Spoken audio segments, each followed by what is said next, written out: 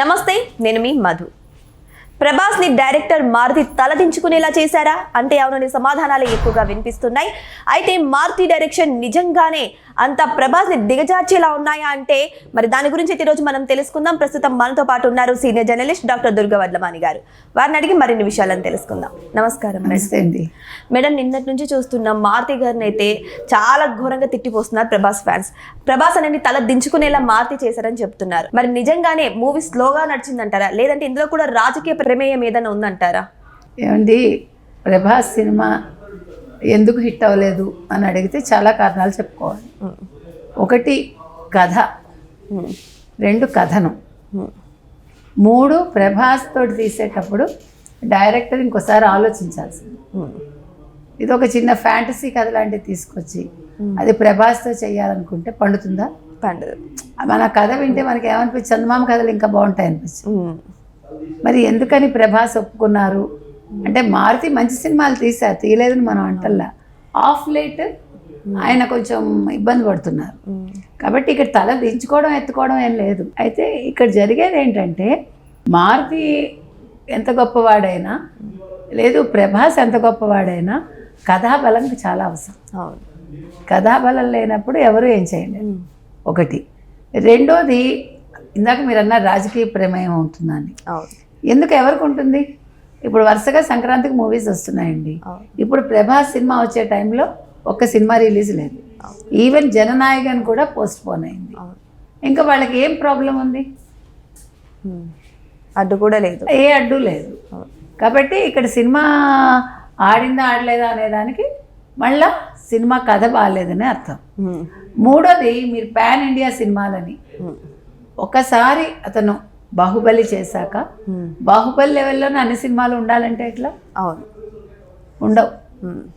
కాబట్టి అదొక మైనస్. తర్వాత పాన్ ఇండియా సినిమాలు ఎందుకు చేస్తున్నారు? మీరు చేయకండి. అన్ని పాన్ ఇండియా సినిమాలు ఎందుకండి? ఎవడు చూస్తాడు? ఇప్పుడు ఇంత డబ్బులు ఖర్చు పెట్టి ప్రజలు థియేటర్కి వచ్చి ఏం చేస్తారు? ఒక పక్క పండగలు వస్తున్నాయి, పండగల్లో సినిమాలు వస్తాయి, ఒక సినిమాకే ఖర్చు పెట్టేస్తే ఎట్లా? ఇప్పుడు మీరు మీ మంచి రోజులు లేకపోతే మీ సినిమా హిట్ అవ్వడం మీరు చూసుకుంటే ప్రజలు బడ్జెట్ చూసుకుంటారు కదా. కాబట్టి పాన్ ఇండియా సినిమాలు తీయడం తప్పండి.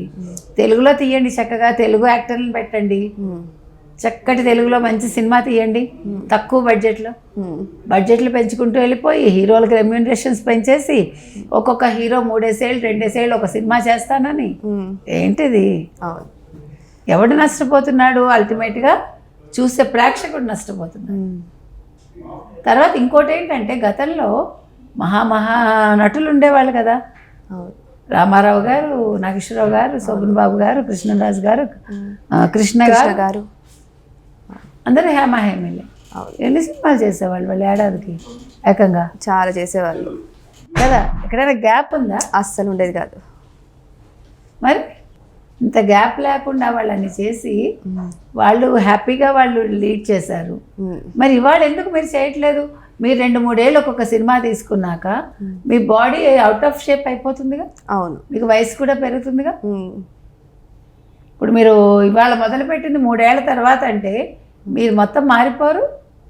ఎంత మీరు విఎఫ్ఎక్స్లు వాడినా, ఎంత నేను 6 ప్యాక్లు ఇవన్నీ అన్నా కూడా దీని ఇంపాక్ట్ తర్వాత మీ హెల్త్ మీద చూపిస్తుంది. అవును. ఇప్పుడు ఎంత హీరో అయినా నిజ జీవితంలో అతను హీరో కాదు కదా, మామూలు మనిషి. అవును. అందుకని నేను అనేది ఏంటంటే అసలు నేను చూస్తున్నానండి జిమ్ములకి వెళ్తున్నారు అమ్మాయిలు కూడా, హీరోయిన్స్. ఆ బరువులు మోయడం ఏంటో అదేంటో ఇది లాంగ్ రన్లో ఎలా ఉంటుంది అని నా సందేహం. జీరో సైజ్ కోసం అంటూ, జీరో సైజ్ అయినా ఏమైనా మన్ని మించి 95 కిలోలు అలా వాళ్ళు ఎత్తుతూ ఉంటే నాకు అసలు నిజంగా అర్థం కాలే. నేను ఎందుకంటే డాక్టర్ని అదే అడగాలనుకుంటున్నా సీరియస్లీ. ఎందుకంటే ఎలా దీనివల్ల ఇప్పుడంటే మీకు వయసులో ఉంటారు 25 ఏళ్ళు 30 ఏళ్ళు, ఇంకొక 10 ఏళ్ళు 15 ఏళ్ళు పోతే 40 ఏళ్ల తర్వాత అండి బాడీ ఏమైనా పనికొస్తుందా? సపోర్ట్ చేయదు, ఎవరికి చేయదు. ఈవెన్ మగాడైనా 40 ఏళ్ళ తర్వాత, ఈ రోజుల్లో 40 ఏళ్ళకి వాళ్ళకి బట్టతలు వస్తుంది, పొట్ట వస్తుంది, అందరికీ తెలుసు. ఆడవాళ్ళకి ఒళ్ళు వస్తుంది. ఒక డెలివరీ తర్వాత మొత్తం షేపే మారిపోతుంది. ఏం చేస్తాం? You have to face it. కానీ నేను అనేది ఏంటంటే ఎందుకు ఇంత కష్టపడి జిమ్ములు చేయడాలు, ఇప్పుడు జిమ్ముల్లో ఆ మధ్యకాలంలో అందరూ కుప్పకూలిపోయారు కదా. అవును అవును. అది నేను అంటున్నది, అది ఏది మనని మించి ఉండకూడదు. అలాగే సినిమాలు కూడా మీరు ఒక రేంజ్ పెట్టేసుకుని, ఇప్పుడు ప్రభాస్ అంటే అక్కడ పెట్టారు మీరు, అంతకు తగ్గట్టు మారుతి తీయగలడా లేదా మారుతి ఆలోచించుకోవాలి. అవును. అంతేకాదు మేడం, ప్రభాస్ గారు ఇలాంటి కామెడీ లవ్ స్టోరీస్ తీసి చాలా ఇయర్స్ అవుతుంది. అందరూ కూడా ఇంకా ప్రభాస్ గారు బాహుబలి తర్వాత పౌరాణికాలకే అలవాటైపోయారు. ప్రభాస్ని బాహుబలిలో చూసి అలాగే అలవాటైపోయారు. ఉన్నట్టుండి ఇలాంటి ఒక చిన్న స్టోరీ అనేది ప్రభాస్కి సెట్ అవుతుందా లేదా అని ఆలోచించుకోకుండా తీయడం వల్ల ఇక్కడ కూడా బెడ్స్ కొట్టినట్టే అంటే అయిపోయింది. మారుతి గారు ఆలోచన లేకుండా చేశారు లేదా మనకు తెలీదు. కథను ఒప్పుకునేటప్పుడు ప్రభాస్ గారు కూడా 1-2 సార్లు ఆలోచించుకోవాలి. ఫ్యాన్స్ని కూడా ఆలోచించుకోవాలి. ఆయన ఏ సినిమా తీసినా వెళ్ళిపోతుంది అంటే ఎలా వెళ్ళిపోతుంది? ఇంకో సంగతి తెలుసా మీకు? హెచ్డి ప్రింట్ రిలీజ్ అయింది నిన్ననే. మరి మీరు ఐబొమ్మని అరెస్ట్ చేశాక హెచ్డి ప్రింట్ ఎలా వచ్చింది? అవును. ఇవాళ సజ్జనార్ గారు మాట్లాడాలి దాని మీద.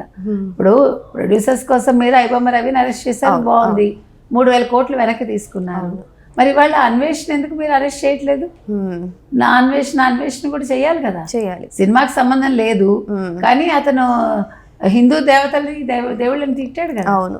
ఇష్టానికి గరికపాటి గారిని తిట్టాడు కదా, బూతులు మాట్లాడాడు కదా. మరి మీరు సహిస్తారా? ఐబొమ్మ రవి అవేం చేయలేదు, సరే అతను ఎకనామికల్గా దెబ్బ కొట్టాడు అతను, అది వేరు. ఇది కూడా వేరే కానీ కేసు పెట్టాలి. అవును. పెట్టాక ఆల్రెడీ కేసు అతని మీద 2 కేసులు ఫైల్ అయ్యాక ఎందుకు సజ్జనార్ గారు ఫాస్ట్గా లేరు అని ప్రజలు అనుకుంటున్నారు. ఏది ఏమైనా ఇవాళ హెచ్డి ప్రింట్ మీద కావచ్చు, లేదంటే ఇతను ఎవరు అన్వేష్ మీద కావచ్చు, ఏం చర్యలు ఉంటాయి అనేది వేచి చూద్దాం. ఏదేమైనా సరే ప్రభాస్ గారిని పెట్టి ఇటువంటి చిన్న కథ తీయడం అనేది చాలా తప్పని, నిజంగా ప్రభాస్ గారికి ఆ కథ సూట్ అవుతుందా లేదా అని మారుతి గారు 1-2 సార్లు చెక్ చేసుకొని సినిమా తీసింటే బాగుండు అని చెప్పేసి అందరి అభిప్రాయం. సో ఏదేమైనా సరే సినిమా హిట్ అవ్వాలని కోరుకుందాం. Thank you so much. Thank you madam. Thank you.